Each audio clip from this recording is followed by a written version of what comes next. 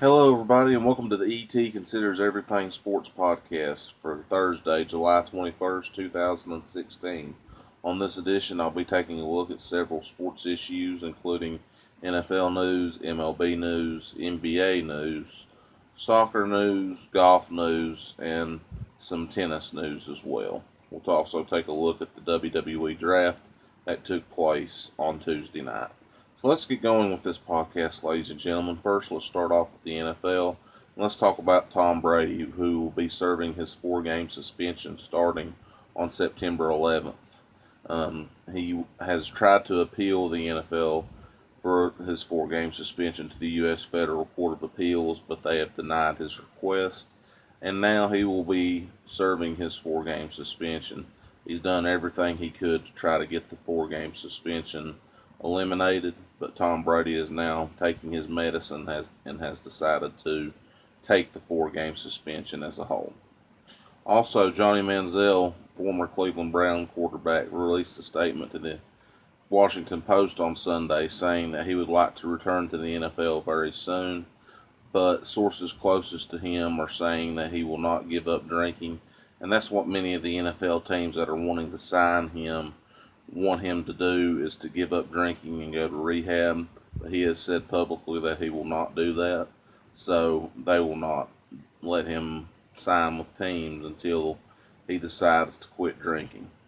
Also, we have newly acquired Washington Redskins quarterback Josh Norman and New York Giants wide receiver Odell Beckham Jr. continuing their war of words, and they have recently gone at each other saying that, I'm the best player in the league. Odell Beckham Jr. said that, best wide receiver, and Josh Norman has said, I'm the best corner in the league. These two will play each other twice this season. That's going to add fuel to the fire, and it's going to be very fun to see how these teams react in the face of these two. Really, those two are, in my opinion, are the favorites to win the NFC East division this upcoming season, the New York Giants and the Washington Redskins. So it's going to be fun to see how that plays out on the field. Their war of words off the field. It's going to be very fun on the field as well, because these are really two of the top 10 players of the NFL. So it's going to be fun, no doubt about it. MLB news to report on this morning. We have several division leaders that are looking still really good.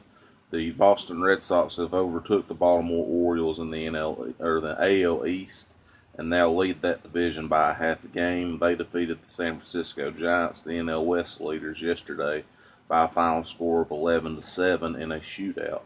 Big time game there between those two. Congrats to the Boston Red Sox, now leading the AL East. The AL Central is led by the Cleveland Indians. The AL West is led by the Texas Rangers.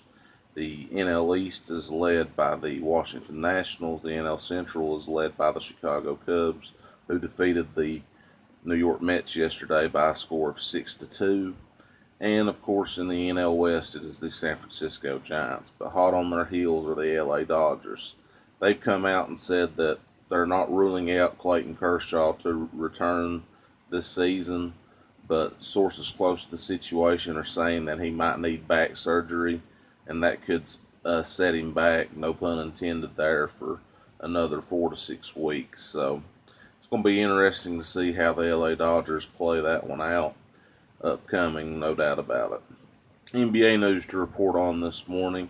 The Rio de Janeiro Olympics begin in just under 2 weeks from Rio in Brazil. And a lot of the NBA players have decided to stay home from the Rio de Janeiro Olympics and rest due to the rule of the NBA season. These players include LeBron James and Dwayne Wade and several other of the big names in the NBA. But several others have decided to go. Those include Kevin Durant, Carmelo Anthony, DeMar DeRozan, Kyle Lowry, and several others. So it's going to be fun to see how Team USA does in the upcoming Olympic basketball competition, which will begin, I believe, on August 9th with games in Rio. So good luck to Team USA and everybody else competing in the team basketball competition. Also, we have news of the Russian Federation and their doping scandal.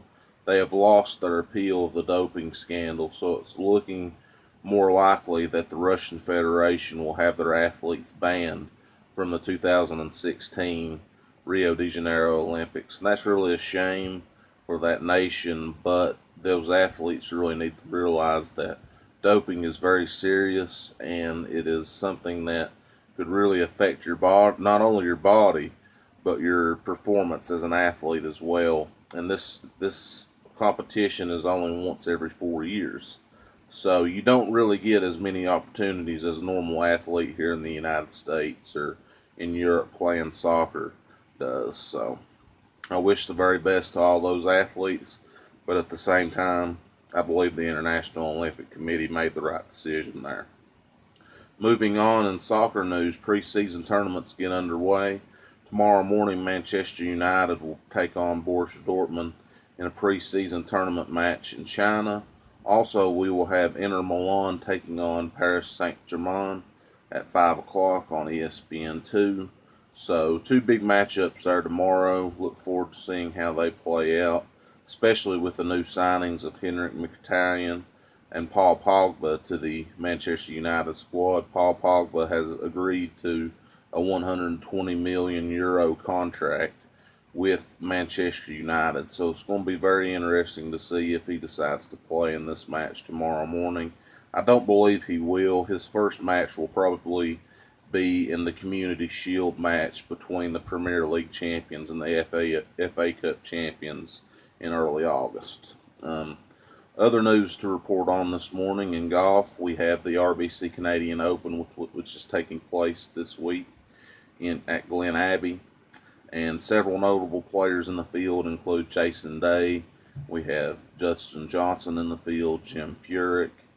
Mike Weir returns to the field, and we also have Justin Thomas in the field as well. So it's going to be fun to see who comes out on top on that tournament. 1 week before the PGA Championship will be played at Baltusrol Country Club, and that is a week before the Olympic competition gets underway in Rio de Janeiro, Brazil. So it's a very busy time on the PGA Tour golf season this year. It's also a very busy time on the LPGA Tour golf season as well. Last weekend we had Lydia Ko winning the Marathon Classic, so congratulations to her. She is really a 18-year-old phenom who has won several tournaments and really deserves a lot of credit. She's also won 3 majors this year, and she's looking like the favorite going into the Rio de Janeiro Olympic women's golf competition as well.